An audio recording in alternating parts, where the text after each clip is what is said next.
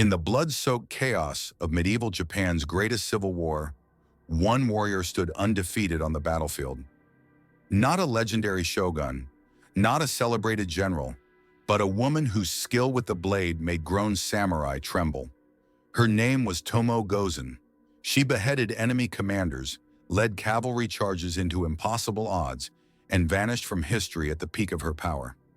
What really happened to Japan's most lethal female warrior? And why did the samurai class try so hard to erase her story?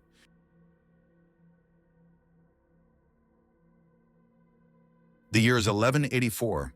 The final battle of the Genpei War rages across the plains of Awazu. Two rival clans, the Minamoto and the Taira, fight for control of all Japan. The morning sun barely pierces through the smoke of burning villages. Arrows darken the sky like deadly rain. And in the center of this maelstrom, a lone warrior cuts through enemy lines with terrifying precision. This warrior wears the ornate armor of a high-ranking samurai. In one hand, a razor-sharp naginata, a curved blade mounted on a wooden pole. In the other, a bow that few men could even string. The enemy forces close in, dozens of mounted warriors converging from all sides. It should be a death sentence. But this samurai doesn't retreat, doesn't hesitate. Instead, this warrior charges directly into the enemy formation, and what follows defies everything the opposing forces thought possible about combat, about honor, and about who could become a legend on the battlefield. That warrior was Tomoe Gozen, and her story forces us to completely reimagine what we thought we knew about samurai, about women in feudal Japan, and about one of the bloodiest conflicts in Asian history. To understand Tomoe Gozen, we must first understand the Japan she was born into, a world most people today would barely recognize. The late Heian period, stretching from 794 to 1185, was a time of elegant culture and brutal violence existing side by side. While aristocrats in the imperial capital of Kyoto composed poetry and practiced elaborate tea ceremonies, the provinces burned with conflict. Power was slipping away from the emperor's court and into the hands of military families, the samurai clans. Two clans dominated this turbulent era, the Taira and the Minamoto. Think of them as the Montagues and Capulets of medieval Japan, except their family feud would drench the entire country in blood for decades. The Taira clan, also known as the Heike, had seized control of the imperial court through marriage alliances and political maneuvering. They wore red banners and markers into battle. The Minamoto clan, called the Genji, wore white, and they nursed a burning resentment at being pushed from power. This wasn't just a political dispute. This was about honor, revenge, and the very soul of Japan. Tomoe Gozen was born sometime around 1157, though the exact date remains lost to history. Even her birthplace sparks debate among historians. Most evidence suggests she came from Shinano province, in the mountainous region of what's now Nagano Prefecture. This was harsh, unforgiving country. High peaks, deep forests, brutal winters. The kind of place that either killed you or made you extraordinarily strong. Her family name Gozen isn't actually a surname in the way we understand it today. It's an honorific title, roughly translating to lady or mistress, typically reserved for women of high status. This tells us something crucial. Tomoe wasn't just any warrior. She came from a family with connections, with status, with the resources to train her properly. But here's where the historical record becomes frustratingly sparse. Unlike male samurai, whose lineages were meticulously documented, women's histories were often considered unworthy of detailed record-keeping. We know Tomoe existed because she appears in the Heike Monogatari, the epic tale of the Genpei War compiled in the early 13th century. But the details of her childhood, her family, her early training, those pieces have been swallowed by time. What we can piece together comes from understanding the broader context of women's roles in this period. Contrary to what many believe, women in Heian and early Kamakura period Japan had far more rights and opportunities than they would in later centuries. Women could inherit property, they could own land, they could divorce, and yes, they could be trained in martial arts. The concept of the Onna Bugeisha, female warriors, wasn't fiction. It was historical reality. Samurai families understood something practical. When enemy forces attacked your home, everyone needed to know how to fight. Samurai women were routinely trained in the use of the naginata, the curved blade polearm that became their signature weapon. This wasn't about gender equality in the modern sense. It was about survival. The naginata was perfectly suited for female warriors. Its length compensated for any difference in reach or physical strength. Its curved blade could slice through armor with proper technique, and its versatility made it deadly in skilled hands. You could slash, thrust, hook, or trip opponents. A master of the naginata could hold off multiple attackers, making it the ideal weapon for defending homes when the men were away at war. But Tomoe wasn't just trained in self-defense. She was trained as a true warrior. The Heike Monogatari describes her martial prowess in terms that would make most male samurai jealous. She was, according to the text, a remarkably strong archer, and as a swordswoman, she was worth 1,000 warriors, ready to confront either demon or god, mounted or on foot. Think about what this means. The chroniclers, who had every cultural reason to downplay a woman's military abilities, couldn't help but acknowledge her exceptional skill. When they say she was worth 1,000 warriors, this isn't poetic exaggeration. This is the medieval equivalent of saying she was a one-woman army. But who trained her? And why was she trained to such an extraordinary degree? The most likely answer involves a man named Minamoto no Yoshinaka, a name that would become inseparably linked with Tomoe's fate. Yoshinaka was a complex figure, and understanding him is crucial to understanding Tomoe's story. He was born in 1154, making him roughly 3 years older than Tomoe, though again, exact dates are uncertain. What we know for certain is that Yoshinaka's childhood was marked by tragedy and exile. His father, Minamoto no Yoshikata, was killed when Yoshinaka was just an infant, murdered in a political purge by members of his own Minamoto clan. Yes, you heard that right. The Minamoto didn't just fight the Taira, they fought each other, constantly, viciously. It was a clan famous for internal betrayals that would make Shakespeare weep. After his father's death, the infant Yoshinaka was spirited away to Kiso Valley, deep in the mountains of Shinano Province. He was raised by a local lord named Nakahara Kanato, who served as his protector and foster father. This is where Yoshinaka earned his other name, Kiso Yoshinaka, after the region that sheltered him. And this is almost certainly where he met Tomoe. The exact nature of their relationship remains one of history's most intriguing mysteries. The Heike Monogatari identifies Tomoe as Yoshinaka's attendant or retainer. Some accounts describe her as his concubine. Other sources suggest she might have been his foster sister, raised in the same household. What's clear is that their bond was deep, complex, and utterly unbreakable.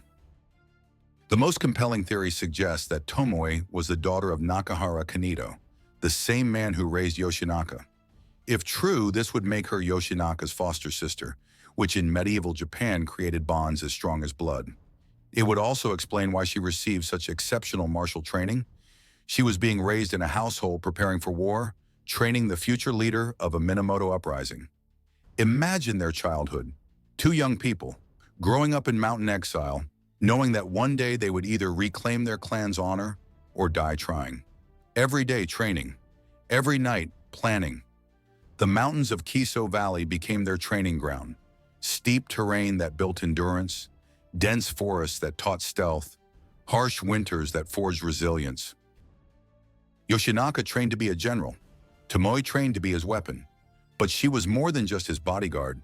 The relationship between Yoshinaka and Tomoe, as depicted in historical sources, suggests a partnership built on absolute trust. In battle, Yoshinaka could assign Tomoe to the most dangerous positions because he knew she would succeed where others would fail.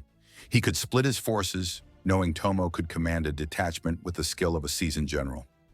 This level of trust wasn't given lightly in samurai culture, where women warriors were accepted in theory, but rarely granted command positions in practice.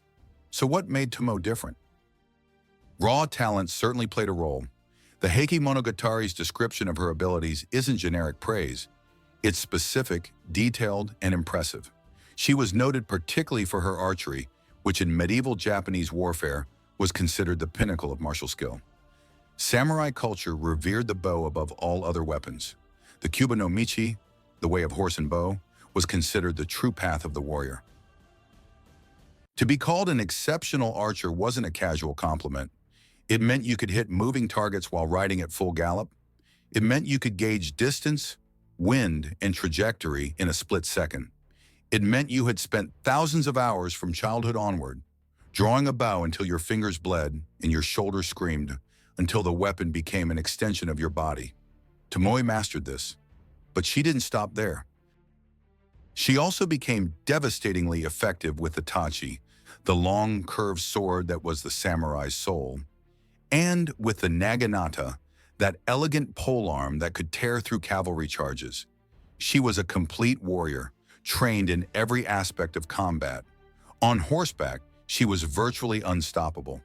On foot, she was lethal. But combat skills alone don't make you a legend. What set Tomoe apart was something deeper, something that medieval chroniclers struggled to articulate. She had the samurai spirit, the Bushido ethos of absolute loyalty, fearless courage, and unshakable honor. In a culture that prized these qualities above life itself, Tomoe embodied them as purely as any male warrior. More than that, she combined this warrior spirit with tactical intelligence and strategic thinking that impressed even the most experienced generals. By the time she reached her mid-20s, Tomoe Gozen had become exactly what Yoshinaka needed for the war that was coming, because war was coming, and it would consume all of Japan. The year 1180 marked the official beginning of the Genpei War, though in truth, this conflict had been brewing for decades. The Taira clan, under the leadership of Taira no Kiyomori, had achieved something unprecedented. They had essentially seized control of the imperial government without deposing the emperor. Through strategic marriages, they placed their members in every position of power. Kiyomori's daughter became empress. His grandson became emperor. The Taira didn't just dominate the court, they were the court. This arrogance would be their undoing. In April 1180, Prince Mochihito, a frustrated imperial prince passed over for the throne, issued a call to arms. His message went out to the surviving members of the Minamoto clan scattered across Japan. Rise up and destroy the Taira. Reclaim the honor they stole from us. Save Japan from their corruption. Most of the Minamoto leaders who answered this call would soon be dead. The Taira responded with overwhelming force, crushing early uprisings before they could gain momentum. Prince Mochihito himself was killed in June, barely 2 months after issuing his declaration. But the spark had been lit. Across Japan, Minamoto warriors began to mobilize, and in the mountains of Kiso Valley, Yoshinaka prepared for the moment he had been training for his entire life. Yoshinaka's position was precarious. He was a Minamoto, yes, but he was also an outsider, a mountain warrior raised far from the power centers of Kamakura and Kyoto. The main branch of the Minamoto clan was led by Minamoto no Yoritomo, who was also Yoshinaka's cousin. You might think this would create natural allies. You would be wrong. Yoritomo and Yoshinaka distrusted each other from the start. Yoritomo, establishing his base in Kamakura, saw himself as the rightful leader of the entire Minamoto clan. Yoshinaka, commanding fierce loyalty from the mountain warriors of Shinano, had no interest in subordinating himself to a cousin he barely knew. This internal Minamoto tension would become as important to the war's outcome as the conflict with the Taira. But in 1180, as the Genpei War erupted across Japan, Yoshinaka focused on building his power base. And at his side always was Tomoe. The early campaigns were small-scale affairs, skirmishes, raids, territorial consolidation. Yoshinaka needed to prove himself, to attract warriors to his banner, to transform his mountain base into a legitimate power center. And this is where Tomoe first appears in the historical record as a combat participant. The Heike Monogatari doesn't mention her in every battle. Medieval chroniclers had a frustrating habit of omitting details they considered unimportant, and apparently female warriors often fell into that category. But when the chroniclers do mention Tomoe, it's always in contexts that matter: major battles, critical moments, turning points in the campaign. This tells us something important. Tomoe wasn't just a curiosity, a token female warrior kept around for symbolic purposes. She was a key military asset, deployed in the most crucial operations. By 1181, Yoshinaka had consolidated control over Shinano province. His reputation as a brilliant but ruthless commander spread across Japan. Stories circulated about his mountain warriors, tough, disciplined, fanatically loyal, and increasingly, stories circulated about his female general who fought like a demon incarnate. But Yoshinaka didn't know that his greatest triumphs and his ultimate tragedy were rushing toward him at terrifying speed. The pivotal moment in Yoshinaka's and Tomoe's military career came in 1183 at a battle that would become legendary in Japanese history, the Battle of Kurikara Pass. To understand why this battle mattered so much, you need to grasp the strategic situation. By mid-1183, Yoshinaka controlled much of central Japan's mountainous interior, but the Taira still dominated the lowlands and controlled Kyoto, the imperial capital. If Yoshinaka wanted to be taken seriously as a major player in the Genpei War, he needed to defeat the Taira in a major engagement. He needed a victory so decisive it would echo across Japan. The Taira, for their part, needed to crush this mountain upstart before he became an existential threat. They assembled a massive army. Sources suggest anywhere from 70,000 to 100,000 troops, though medieval numbers are always inflated. Even cutting those figures in half, we're talking about a force several times larger than Yoshinaka's army. The Taira plan was straightforward: march through the mountain passes, corner Yoshinaka, and destroy him through sheer numerical superiority. It should have worked. Kurikara Pass, located on the border between Kaga and Echu provinces, was a narrow, treacherous mountain defile. The Taira forces entered the pass in early June 1183, confident that Yoshinaka would either flee or be crushed in a frontal engagement. Yoshinaka had other plans. What happened next was a masterpiece of tactical deception and brutal execution. Yoshinaka positioned his smaller force at the far end of the pass, making it appear he was preparing for a desperate last stand. The Taira took the bait, committing their forces deep into the narrow defile. They were packed together, horse pressed against horse, hundreds of warriors crammed into a space where their numerical advantage became a liability. Night fell. The Taira made camp in the pass, planning to complete their victory in the morning, and this is when Yoshinaka struck. He had spent days positioning forces on the ridges above the pass, warriors carrying torches, herders with oxen. As the Taira settled in for the night, Yoshinaka's forces lit hundreds of torches and attached them to the horns of oxen. Then they stampeded the panicked, burning animals down into the pass. Imagine the scene: darkness suddenly erupting with what looked like thousands of demon fires rushing toward you. The oxen, mad with pain and terror, crashing through your camp. Behind them, Yoshinaka's warriors screaming war cries as they charged down from the ridges. Chaos. Total, absolute chaos. The Taira forces broke. In the narrow confines of the pass, there was nowhere to run, nowhere to form defensive positions. Warriors trampled each other trying to escape. Horses threw their riders and bolted. In the confusion and darkness, Taira soldiers couldn't tell friend from foe. Yoshinaka's warriors fell on them like wolves, and in the vanguard of that attack, leading cavalry charges into the heart of the enemy, was Tomoe Gozen. The Heike Monogatari's account of the Battle of Kurikara doesn't detail Tomoe's specific actions. Frustratingly, the chroniclers focused on Yoshinaka and his male generals. But we know from later accounts that Tomoe was present and active in Yoshinaka's major campaigns. A warrior of her caliber would have been crucial in the close-quarter savagery of Kurikara Pass. The battle was a massacre.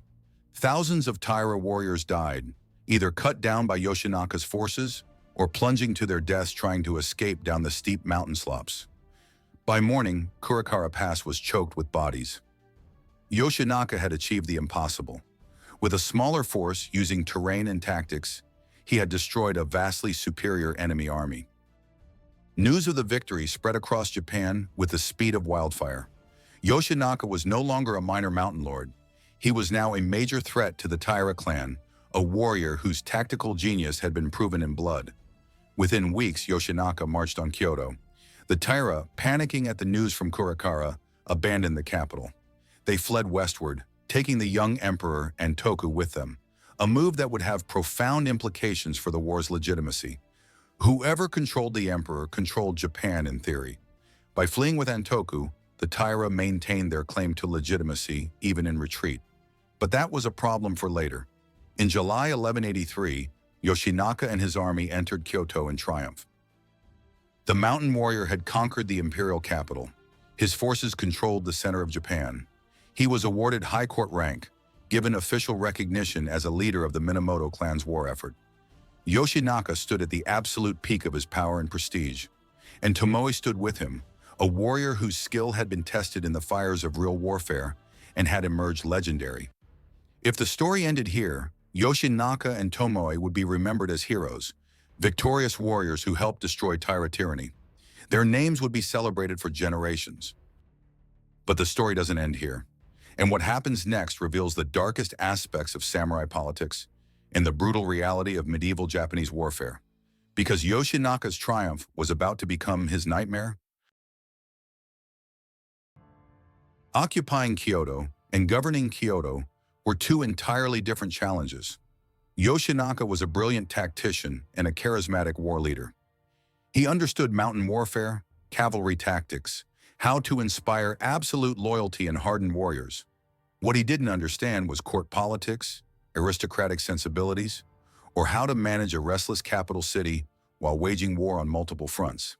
His mountain warriors, tough, disciplined in battle, became a nightmare for Kyoto's civilian population. These were men who had spent years in harsh mountain conditions, fighting for survival. Suddenly, they found themselves in Japan's most sophisticated city, surrounded by wealth beyond their imagining. Looting started almost immediately. Yoshinaka tried to maintain discipline, but he didn't have enough reliable officers to control tens of thousands of warriors spread across a major city. His troops appropriated rice supplies, occupied aristocratic estates, and roughed up anyone who objected. The aristocrats who had initially welcomed Yoshinaka as a liberator now saw him as just another warlord, maybe even worse than the Taira. And food became a critical problem. Kyoto wasn't self-sufficient. It relied on supplies flowing in from the surrounding provinces. But the Taira, though pushed out of the capital, still controlled much of western Japan. They disrupted supply lines, raided transport convoys, and blocked shipments intended for Kyoto. Within months, the capital was facing genuine food shortages. Yoshinaka's popularity plummeted. The court nobles, always fickle, began plotting against him. Rumors spread that he was uncouth, violent, impossible to work with, a mountain bandit pretending to be a general. Some of these rumors were unfair, but some weren't. Yoshinaka made critical political mistakes. He pressed the retired emperor to grant him titles and positions that other Minamoto leaders considered rightfully theirs. He alienated potential allies through arrogance. And most catastrophically, he failed to realize that his cousin Minamoto no Yoritomo, safely ensconced in Kamakura, was watching his every move with growing alarm. Yoritomo saw Yoshinaka's control of Kyoto as an existential threat. Remember, Yoritomo considered himself the rightful leader of the entire Minamoto clan. He was systematically building the political and military infrastructure that would eventually become the Kamakura shogunate, the military government that would rule Japan for centuries. Yoshinaka's independent power base threatened this vision. The two cousins were on a collision course. But before that collision came, Yoshinaka had to deal with the Taira, who remained a potent military force. In late 1183 and early 1184, Yoshinaka launched multiple campaigns trying to destroy the remaining Taira armies. These battles were brutal, indecisive affairs.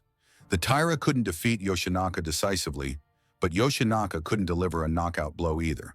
And this is where Tomoe's role becomes particularly significant in the historical record. During this period, as Yoshinaka's position in Kyoto became increasingly precarious, Tomoe served not just as a warrior, but as a trusted general. The sources indicate she was given independent command of forces, leading detachments in battles across central Japan. This wasn't symbolic. Yoshinaka was stretched thin, fighting on multiple fronts, and he needed commanders he could trust absolutely. Tomoe was one of those commanders. Think about what this means in context. Medieval Japan was not a society known for gender equality. Women could fight, yes, but women commanding troops in actual warfare? That was extraordinarily rare. The fact that Yoshinaka trusted Tomoe with independent command tells us three things. First, that her tactical abilities were genuinely exceptional. Second, that she had earned the respect of the male warriors under her command. And third, that Yoshinaka's situation was desperate enough that he couldn't afford to care about breaking social conventions. One account describes Tomoe leading a cavalry charge that broke through enemy lines and captured an enemy standard, one of the highest achievements in medieval Japanese warfare. Capturing an enemy's battle flag was both a practical victory, creating confusion in enemy ranks, and a symbolic triumph, proving your valor beyond question. But even as Tomoe was proving herself in battle after battle, the political situation in Kyoto was spiraling toward disaster. By late 1183, Yoritomo had decided to act. He couldn't tolerate Yoshinaka's independent power any longer. The breaking point came when Yoshinaka tried to name himself Sei-i Taishogun, the supreme military commander. This was the title Yoritomo wanted for himself. Having his mountain cousin claim it first was intolerable. Yoritomo assembled his army, and he put his most talented generals in command.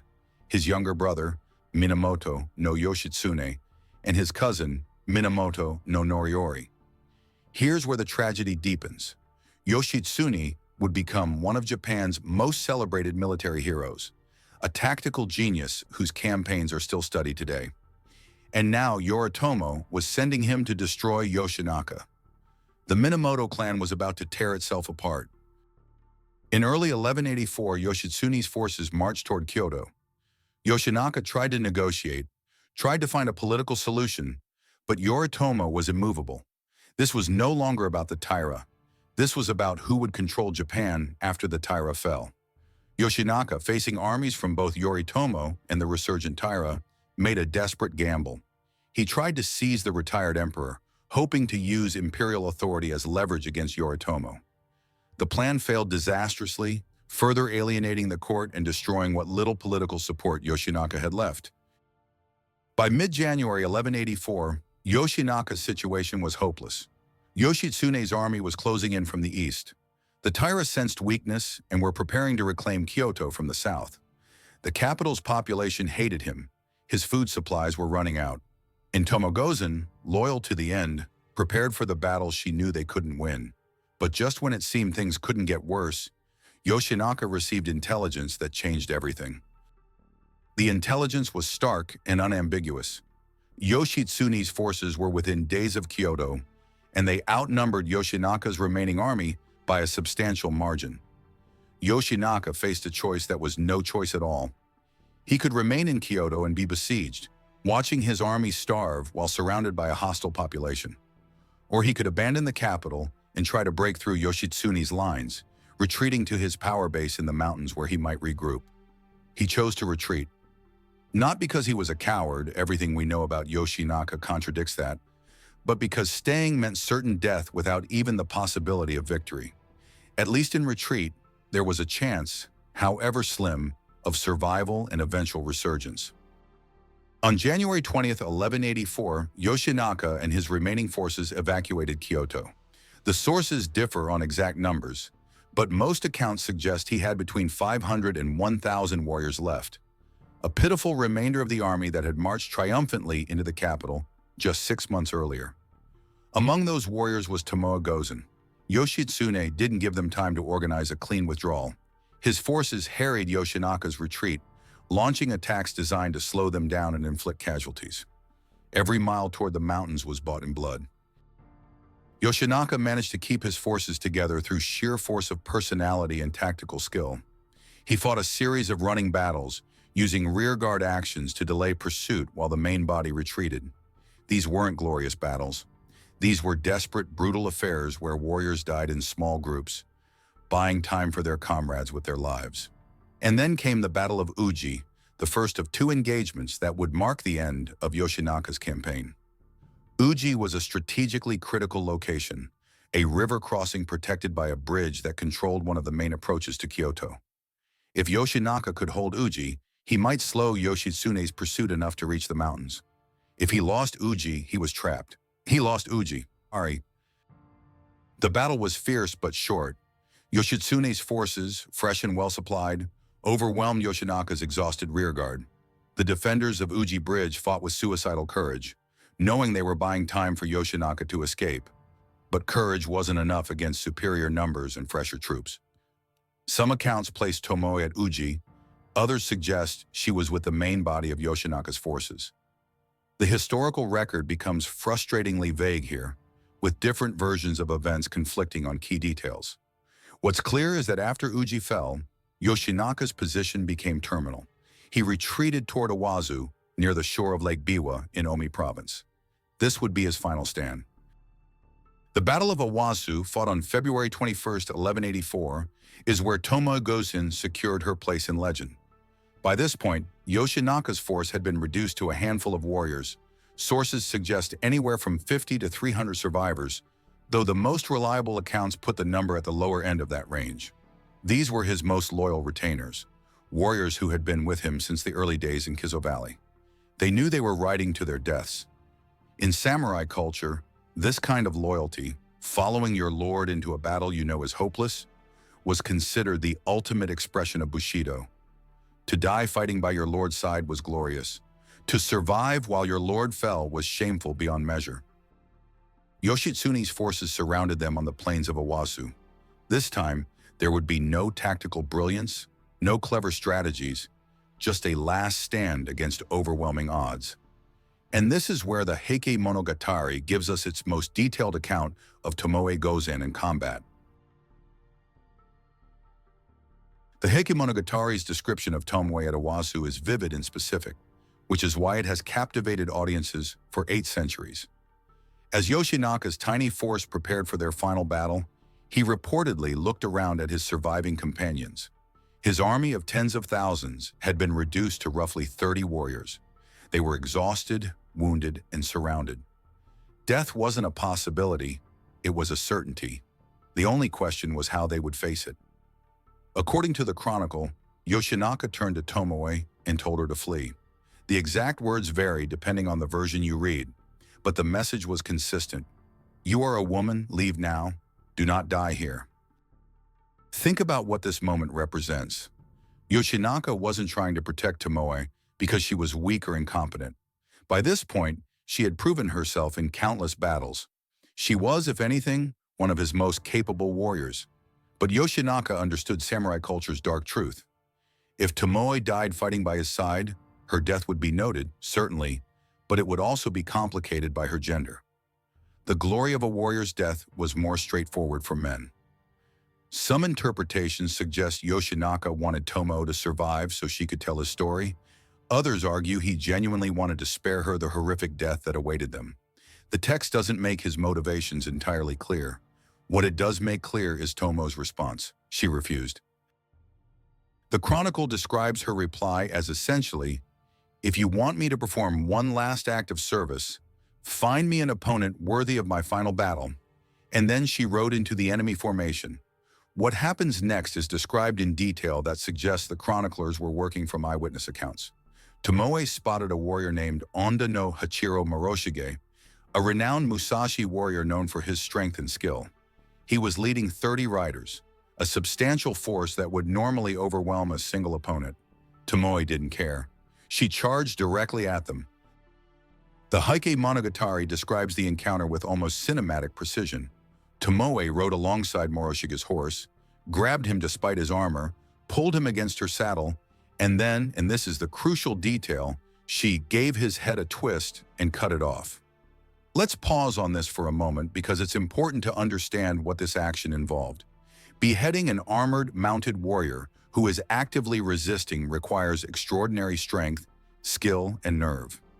Medieval Japanese armor protected the neck with both iron plates and layered fabric. To cut through this, you need a razor-sharp blade, perfect technique, and enough force to make a clean cut. The fact that Tomoe accomplished this while both she and her opponent were mounted, meaning she had to control her horse, maintain her balance, overpower a struggling armored warrior, and execute a perfect cut, tells you everything about her combat abilities. This wasn't just skill, this was mastery at the highest level. After taking Moroshige's head, Tomoe fought her way back through his stunned companions. They had just watched a single warrior kill their leader in a manner that should have been impossible. The shock gave Tomoe the opening she needed to break free, and then, according to the most widely accepted version of events, she fled the battlefield.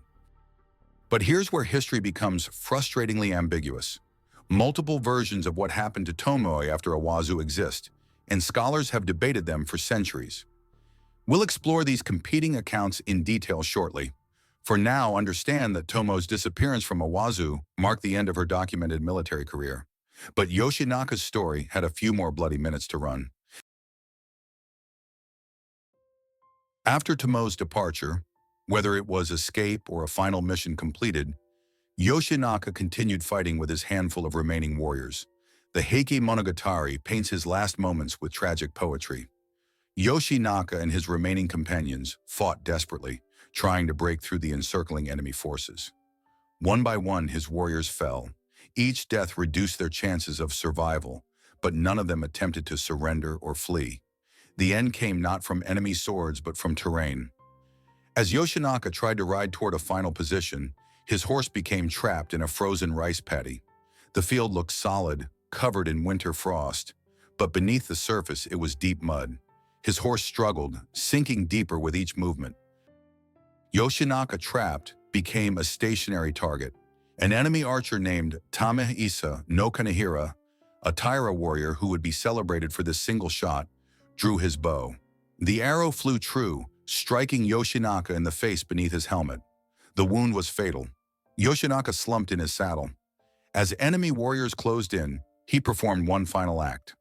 Following samurai custom, he turned his blade inward and took his own life, denying his enemies the satisfaction of killing him. His head was taken as proof of death, as was standard practice in medieval warfare. He was 30 years old. Minamoto no Yoshinaka, the brilliant tactician who had destroyed a Taira army at Kurikara Pass, who had conquered Kyoto, who had dreamed of reshaping Japan, died alone in a frozen rice paddy, killed by his own cousin's forces. The tragedy of Yoshinaka's fall extends beyond his personal death. He was in many ways a victim of the Minamoto clan's internal politics. If Yoshinaka and Yoritomo had cooperated instead of competing, if they had unified their forces against the Taira, Japanese history might have unfolded very differently. But the Minamoto were cursed by ambition and paranoia. They won the Genpei War, yes, but they did it by destroying their own family members along the way. Yoritomo would go on to establish the Kamakura shogunate, becoming the first shogun to rule Japan with unquestioned military authority. But even his story ends darkly. He would eventually have his own brother, Yoshitsune, hunted down and killed when Yoshitsune became too popular. The Minamoto celebrated loyalty and honor in theory, but practiced betrayal and murder in reality. But we're getting ahead of ourselves, because the burning question remains. What happened to Tomoe Gozen after she left the battlefield at Awazu? This is where the historical record fractures into competing narratives, each supported by different sources, each plausible in its own way. The fate of Tomoe Gozen after Awazu is one of Japanese history's most debated mysteries. Multiple accounts exist, and scholars have spent centuries arguing over which version is most reliable. Let's examine each theory systematically. Theory 1. The honorable death. Some versions of the Heike Monogatari suggest that Tomoe didn't survive Awazu. In this telling, after killing Onna no Moroshige and breaking through his forces, Tomoe either took her own life or died fighting shortly thereafter. This version emphasizes that a warrior of Tomoe's caliber would never flee a battlefield while her lord died fighting. The logic behind this theory is rooted in Bushido principles. For a samurai, abandoning your lord in his final moments was shameful beyond measure. The fact that Yoshinaka ordered her to leave might mitigate that shame, but it wouldn't eliminate it entirely. Some historians argue that Tomoe's sense of honor would have compelled her to die at Awazu alongside Yoshinaka. This version has poetic appeal. It's clean, tragic, and fits the samurai ideal of a glorious death, a warrior who lived by the sword dying by the sword. But there are problems with this account. If Tomoe died at Awazu, why don't we have specifics? The chroniclers who described Yoshinaka's death in detail, who documented how he fell and who killed him, remain frustratingly vague about Tomoe's end. This suggests they didn't actually know what happened to her, which implies she didn't die where they could observe it. Theory 2. The Nun's Retreat. A second, more widely accepted account appears in later versions of the Heike Monogatari and in supplementary historical texts. This version claims that Tomoe survived Awazu and eventually became a Buddhist nun. According to these sources, after escaping the battlefield, Tomoe was devastated by Yoshinaka's death and her survival. She had failed to die with her lord, something that would haunt a samurai for life. Unable to continue as a warrior, unable to serve the cause she had dedicated her life to, she sought peace in Buddhist monasticism. The monastic life was a common refuge for samurai who couldn't bear the weight of survival. Buddhism offered a framework for processing trauma, guilt, and loss. Becoming a nun wasn't seen as cowardice.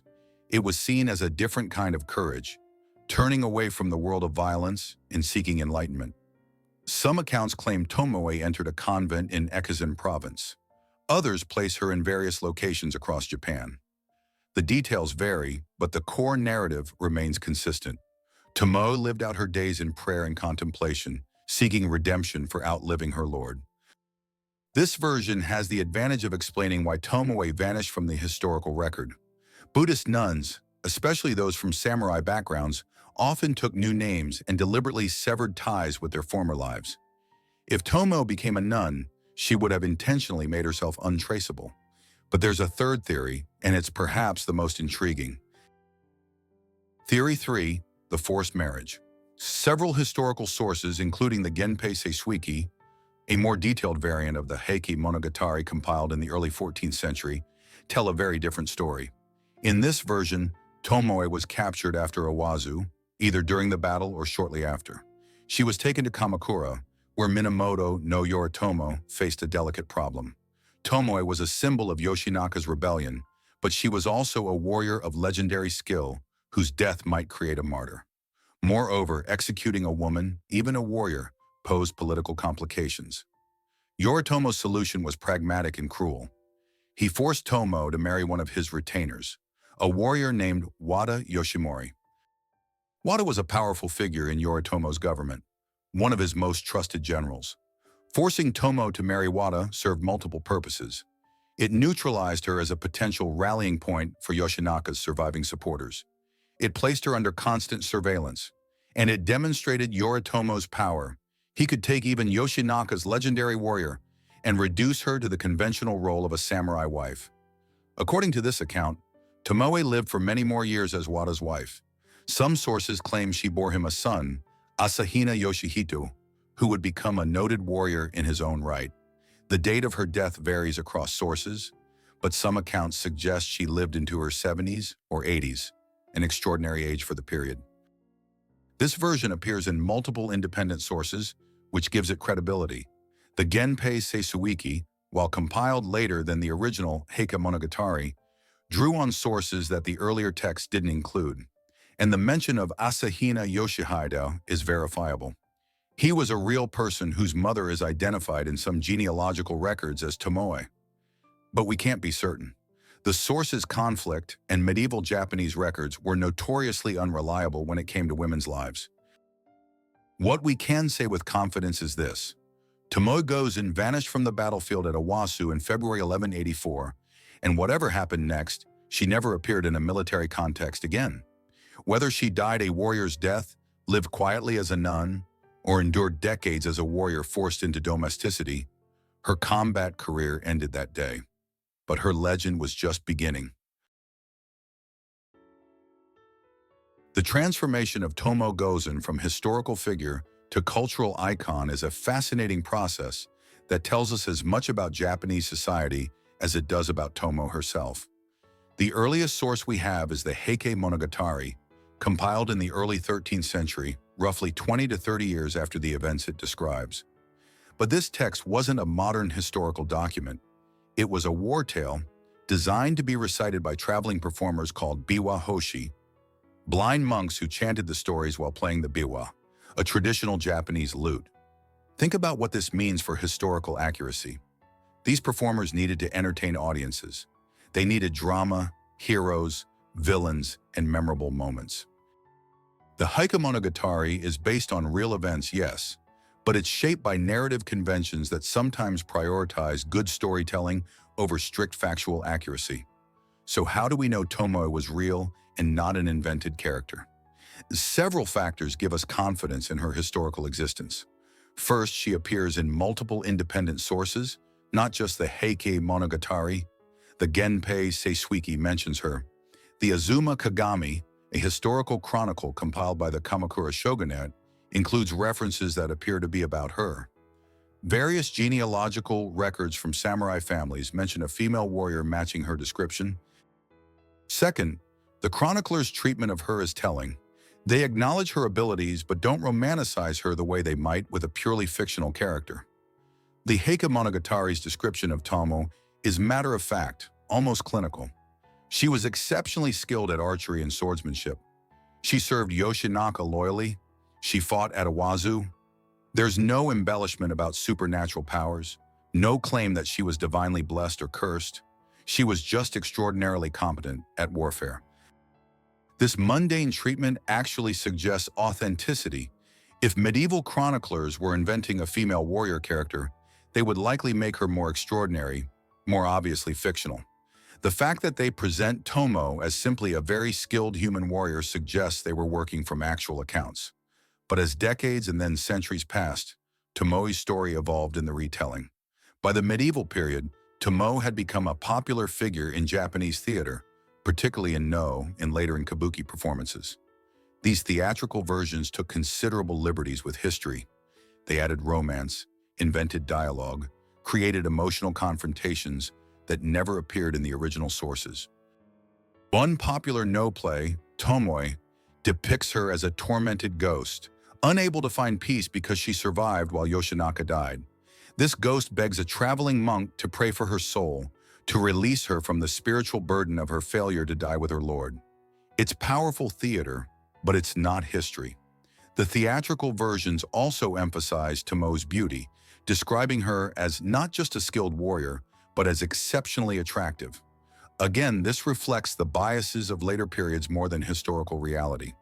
The original sources that mention Tomoe's appearance do so in passing and focus primarily on her martial abilities. But as her legend grew, storytellers felt the need to make her conform to conventional feminine ideals. She could be a warrior, but she also needed to be beautiful. This pattern continued through the centuries. During the Edo period, from 1603 to 1868, Tomoe became a popular subject for woodblock prints. Artists depicted her in dramatic battle scenes, usually showing her beheading Onna no Moroshige at Awazu. These prints emphasized her courage and skill, but also carefully maintained her femininity. Elaborate armor, flowing hair, elegant posture, even in combat. The Meiji Restoration of 1868 brought massive social changes to Japan, including increased attention to women's roles in society. Tomoe was rediscovered as a symbol of women's potential, though different groups interpreted her story in different ways. Some feminists pointed to her as proof that women could excel in any field, including those traditionally reserved for men. Conservative voices used her as an example of women loyally serving male authority figures, emphasizing her devotion to Yoshinaka rather than her independent accomplishments. This tension continues today. Modern Japan celebrates Tomoe Gozen as a historical figure, but how she's celebrated depends on who's doing the celebrating. Some see her as a feminist icon, breaking gender barriers in a deeply patriarchal society. Others view her as exemplifying traditional feminine virtues like loyalty and self-sacrifice. Both interpretations have some validity, and both miss some of the complexity. If you're still here, you're clearly loving this journey. So don't forget to hit that subscribe button for more stories like this. But the question remains, what's the truth about Tomoe Gozen? Can we separate the historical figure from the legend? Let's just strip away the legends, the theatrical embellishments, the cultural projections, and focus on what we can actually verify about Tomoe Gozen. We know with reasonable certainty that she existed. Multiple independent sources mention her, and the details, while sometimes conflicting, share enough common elements to suggest a real person behind the stories. She was an exceptional warrior. The primary sources consistently describe her martial skills in superlative terms. The Heike Monogatari's description, worth 1,000 warriors, isn't dismissed by other sources. It's echoed or confirmed by them. She served Minamoto no Yoshinaka. Her relationship with him is documented across multiple sources. The exact nature of that relationship remains unclear.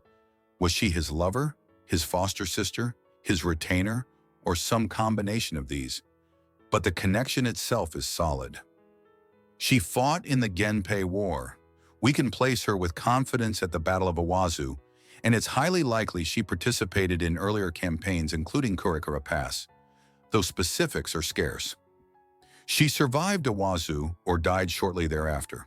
The circumstances remain uncertain, but there's no evidence she died on that battlefield in a manner the chroniclers could document.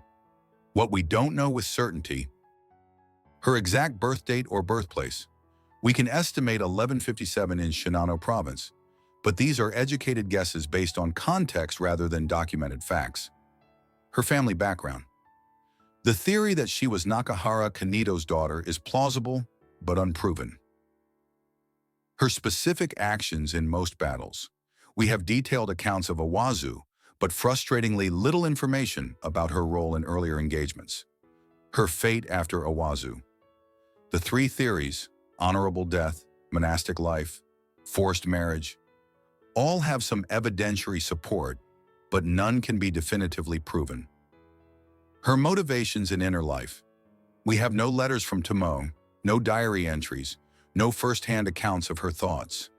Everything we know about her motivations is inferred from her actions as described by others. This uncertainty frustrates modern audiences who want clear answers. We're accustomed to comprehensive historical documentation. The idea that someone as remarkable as Tomoe Gozen could leave such a limited historical footprint seems wrong. But we need to remember the context. Medieval Japan didn't prioritize documenting women's lives, even exceptional women. The fact that Tomoe appears in the historical record at all is extraordinary. Most female warriors from this period left no trace whatsoever. We know they existed.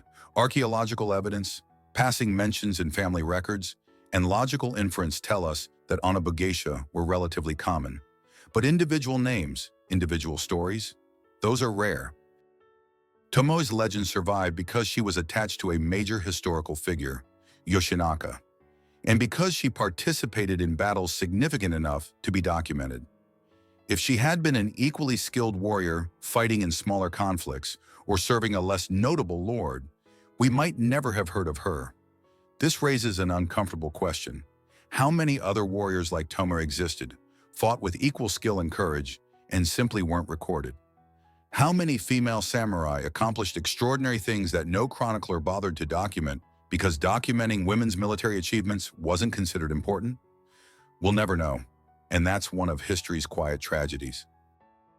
But let's consider what Tomoe's documented existence tells us about broader patterns in medieval Japanese society. Tomoe Gozen wasn't an anomaly. She was exceptional, yes, but she existed within a broader tradition of female warriors in Japanese history. The Onna Bugeisha, the term for female warriors in Japanese, have a long, complex history that's only recently receiving serious scholarly attention. For much of modern history, they were dismissed as myths, legends, or rare exceptions. Recent research, combining textual analysis with archaeological evidence, has revealed a different picture.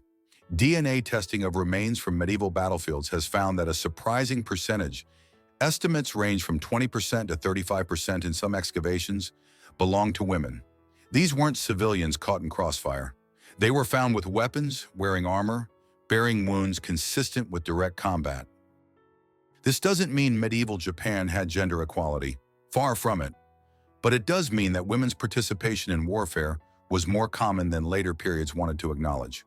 Why did this history get obscured? The answer lies in changes that occurred during the Edo period from 1603 to 1868. Under Tokugawa rule, Japan experienced long peace. The samurai class, no longer fighting constant wars, transformed into a bureaucratic elite, and this peacetime samurai culture developed increasingly rigid gender roles. The Tokugawa government promoted Neo-Confucian philosophy, which emphasized strict hierarchies and women's subordination to male authority. Women's education focused on domestic skills and child-rearing. The idea of women as warriors became embarrassing, inconsistent with the image of refined, controlled society that Tokugawa wanted to project. So the stories were downplayed. Female warriors of earlier eras were either forgotten or reimagined as exceptions, proving the rule. By the late Edo period, many Japanese scholars had convinced themselves that Onabugeisha were mostly fictional, poetic exaggerations inserted into war tales for dramatic effect. The Meiji Restoration began reversing this erasure, though ambivalently. Meiji reformers wanted to celebrate Japan's martial past as they modernized and competed with Western powers, but they also wanted to maintain conservative gender roles. Tomoe Gozen and other female warriors could be acknowledged as historical curiosities, but they weren't held up as models for contemporary women. World War II briefly revived interest in Onabugeisha as the Japanese government mobilized the entire population for total war. Tomoe was cited in propaganda, encouraging women to support the war effort, but this attention was instrumental, using her story for contemporary purposes rather than seriously engaging with historical reality. Only in recent decades have scholars begun systematically studying female warriors in Japanese history. And what they're finding is fascinating. Female warriors weren't just defending homes while men fought elsewhere. That happened, certainly, but women also participated in offensive campaigns, sieges, and major battles. They served as generals, strategists, and specialist troops. Some clans specifically trained female family members in archery and naginata combat as a matter of course. Why the naginata became associated with female warriors deserves explanation. It wasn't that women couldn't use swords or bows. Tomoe's proficiency with both proves otherwise, but the naginata offered specific advantages. Its length compensated for shorter reach. Its versatility made it excellent for defending fixed positions. And crucially, it was devastatingly effective against cavalry, making skilled naginata users valuable tactical assets. During the Sengoku period, the age of warring states from 1467 to 1615, several female warriors gained fame. Hojo Masako effectively ruled Japan as the widow of the first Kamakura shogun. Takeko Nakano led a combat unit of female warriors during the Boshin War in 1868, personally killing multiple enemy soldiers before dying in battle. These women weren't following Tomoe's example. Most had probably never heard of her. They were following the same logical principle. When survival demands it, train everyone who can fight. Tomoe's significance isn't that she was unique. It's that she was documented. Her story survived the centuries when thousands of similar stories were lost. She became the face of a much larger phenomenon, the representative of countless unnamed female warriors who fought and died without making it into the history books. But her story also carries a darker lesson about how easily history can be rewritten, how inconvenient truths can be buried under changing social priorities. What does Tomoe Gozen mean today? Her legacy is complex, multifaceted, and still evolving. In modern Japan, she's simultaneously celebrated and contained, acknowledged as a historical figure, but carefully positioned in ways that don't threaten contemporary gender dynamics. You'll find statues of Tomoe in several locations across Japan, particularly in Nagano Prefecture, where Yoshinaka had his base. Schools teach about her as part of Genpei War history. She appears in countless novels, manga, anime, and video games. If you play any Japanese historical strategy game, Tomoe is probably an available general character with high combat stats. But this cultural presence often sanitizes her story. She becomes a symbol, female empowerment, loyalty, martial skill, without grappling with the complicated reality of what her life actually meant. Think about the questions her story raises. What was it like to be an exceptionally skilled warrior in a society that expected women to be decorative and domestic? We can guess she faced skepticism, resentment, and patronizing attitudes, even as she proved herself superior to most male warriors. but the sources don't tell us how she navigated this tension. How did she process violence? Killing in combat is traumatic even for people trained for it. Tomoe killed multiple opponents in close-quarters combat, beheading at least one. Did this haunt her? Did she develop the emotional numbing that many combat veterans experience? We have no idea. What happened to her sense of self if she survived Awazu and was forced into a conventional marriage? Imagine being a warrior who commanded troops and fought in major battles, then being reduced to the role of a retainer's wife, expected to manage a household and bear children. How do you process that transformation? How do you maintain your identity when everything you defined yourself by is stripped away? These psychological dimensions of Tomoe's story are invisible in the historical record, but they're crucial to understanding the human reality behind the legend. Contemporary discussions about Tomoe also tend to avoid uncomfortable aspects of samurai culture more broadly. Yes, Tomoe was a skilled warrior, but she fought for a system that was fundamentally violent, hierarchical, and oppressive. The Genpei War devastated Japan. Thousands died. Villages burned. Families were destroyed. Tomoe participated in this destruction. We can acknowledge her skill and courage, while also recognizing that the wars she fought in weren't glorious adventures. They were tragedies. The Bushido code that modern people romanticize led to countless pointless deaths as warriors chose honor over survival, revenge over peace. Tomoe's story is most powerful when we resist the temptation to make it simple. She wasn't a feminist hero in the modern sense. She was a product of her time, fighting for causes and lords that she believed in, but that we might question today. She also wasn't just a loyal servant mindlessly following orders. The level of skill and autonomy she demonstrated suggests a woman who made conscious choices about how to live her life. She was, in other words, a human being navigating impossible circumstances with the tools her culture gave her. And maybe that's the most important lesson her story offers. History isn't populated by simple heroes and villains. It's filled with complicated people trying to survive, trying to find meaning, trying to be something more than their circumstances dictate. Tomoe Gozen succeeded at that. Whether she died at Awazu, lived quietly in a monastery, or endured decades of forced domesticity, she carved out a space in history for herself. In an era that tried hard to render women invisible, especially in military contexts, she made herself impossible to ignore. 8 centuries later, we're still talking about her, still debating her fate, still trying to understand who she really was behind the legend. That's a victory more complete than any battlefield triumph. On a cold February day in 1184 on the plains of Awazu, Tomoe Gozen rode into enemy lines and beheaded a renowned warrior, then vanished into history. Everything that came before that moment, the training, the battles, the loyalty to Yoshinaka, led to it.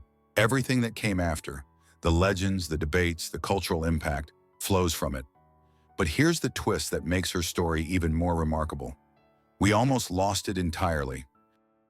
If the Hakemonogatari hadn't been compiled, if those blind monks hadn't chanted her story while crossing medieval Japan, if later chroniclers hadn't taken the time to document different versions of events, Tomoe Gozen might have vanished completely.